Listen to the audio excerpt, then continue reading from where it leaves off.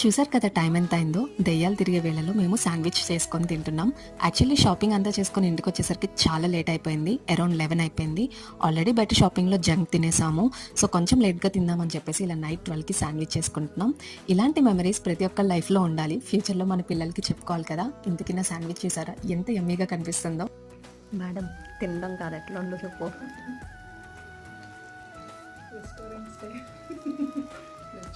బతికొచ్చా sandwich బండి పెట్టుకుని. Sandwich బండి పెట్టుకోవచ్చు, దోశ బండి పెట్టుకోవచ్చు, బిర్యానీ బండి పెట్టుకోవచ్చు, అన్నీ మనమే అప్లై చేస్తే ఇంకో కుమారి ఆంటీ అవతారం ఎత్తుతా నేను.